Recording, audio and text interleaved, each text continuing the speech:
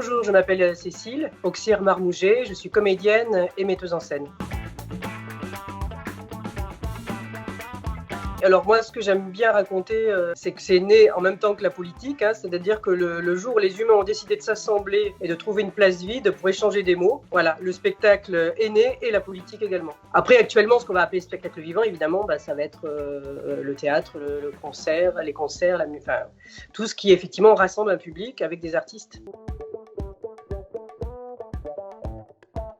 Ça peut être effectivement sur le sexe, sur l'âge, sur l'origine sociale, sur le physique. Dans le spectacle vivant, on est soumis d'autant plus, on est dans le royaume de la subjectivité, donc en fait, on a tout le temps affaire à une sorte de discrimination permanente dans ce royaume-là, quoi.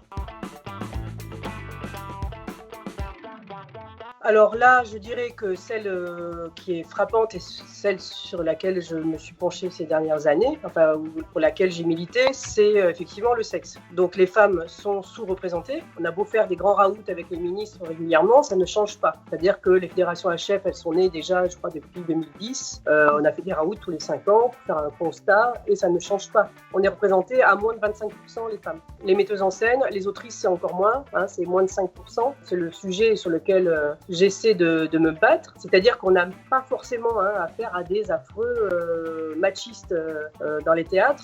Peut-être que la pire des choses, effectivement, c'est une sorte de médiocratie et de choses conventionnelles, voilà, qui empêchent que ça avance. Voilà. Au nom de quoi ?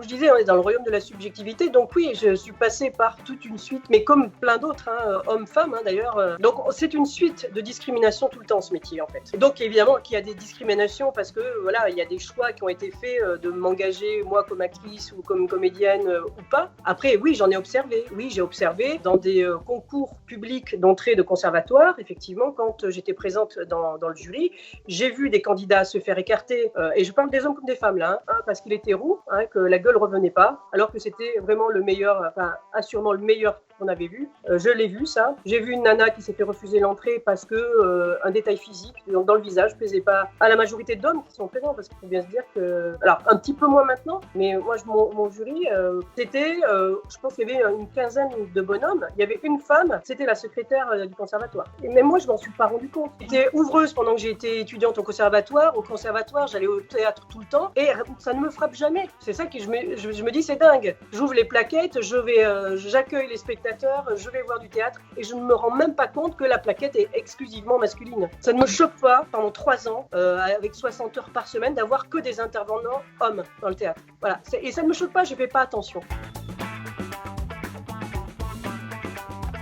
Alors, j'ai commencé effectivement au conservatoire, mais j'ai pas commencé tout de suite à regarder effectivement qui y avait dans la plaquette du CDN que je fréquentais.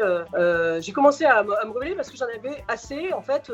Donc je me suis pas fâchée, mais rebellée avec certains intervenants masculins parce que j'en avais marre qu'on nous mette tout le temps dans les mêmes choses. Je me suis d'abord rebellée sur nos fonctions dramatiques qui étaient très limitées. Donc soit on était pute, soit on était la bonne, soit voilà. Et en fait j'ai commencé à me rebeller parce que je me disais mais pourquoi on ne donne pas des personnages féminins qui ne sont ni obligés de se marier, qui n'est ni l'entremetteuse ni la bonne, ni la belle-mère, voilà.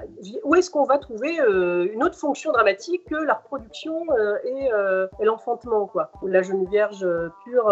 Donc les discriminations elles viennent avec ça, parce que évidemment comme c'est masculin, essentiellement le regard, une femme pure doit être comme ça. Voilà. Donc quand tu as un petit peu de caractère, tu es discriminé assez vite. Donc quand il n'y a pas assez de rôle de femme, qu'est-ce que tu fais? Quand tu as un peu de caractère, moi je fais les hommes. Voilà. Parce qu'il n'y a pas assez de rôle. Et c'est ça le problème, c'est l'emploi. Il n'y a pas assez de rôles féminins. C'est pour ça que je dis que les gens ne sont pas forcément mal intentionnés, machistes. Je prends un Molière, je prends un Shakespeare, il y a 2-3 rôles de femmes pour 8 rôles d'hommes. Effectivement, c'est alors déjà une discrimination historique, mais on pourrait le rattraper avec la politique. C'est la politique qui décide du théâtre public. Quand on décrète la République, on décrète ma voix de, je ne sais pas quel âge vous avez, elle voit la mienne qui a le double de votre âge, quand on vote. Voilà. On va dire des abrutis qui ne seraient pas allés à l'école, sa voix elle compte autant que le dernier dernier des savants, que le premier des savants, pardon. D'accord ? Ça, on l'a décrété. C'est ça la magie de la République. C'est une très belle invention. Voilà. On pourrait le décréter. Et souvent, effectivement, on nous oppose. Oui, mais nous, les quotas, on veut pas les quotas.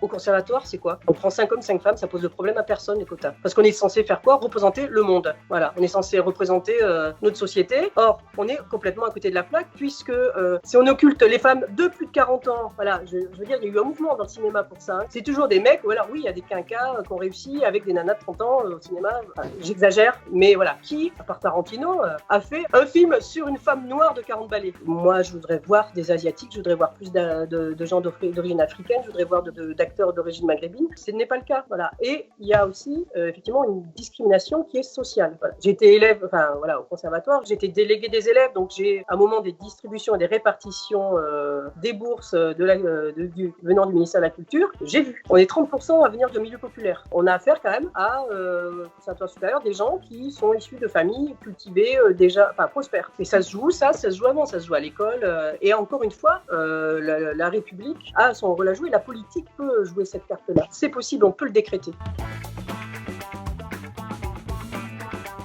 C'est simplement déjà, mais respecter les missions publiques. Il y a des missions, il y a des missions à respecter par les théâtres. Il y a je ne sais combien d'auteurs et d'autrices de maintenant qui racontent avec des hommes et des femmes. Si déjà on respectait ces missions-là, de jouer plus de théâtre contemporain, de faire découvrir ces auteurs et ces autrices, déjà on rééquilibrerait les emplois entre hommes et femmes. Au nom de quoi, voilà, nous les femmes, avec le même parcours, la même formation supérieure et après un parcours institutionnel équivalent, pourquoi nous, on fait des productions à 9 900 €, voilà, et que les autres, ils ont 150 000 directs. Au nom de quel génie, au nom de quel talent ? Je me disais que là, effectivement, vu ce qui arrive à la culture maintenant, c'était le moment de tout revoir. Voilà, c'est vraiment le moment de tout remettre à plat. Ils veulent faire un New Deal de la culture relancée, hein, c'est ce qu'on nous a annoncé. Repartons sur des bases équitables. Très bien, merci beaucoup. C'est moi.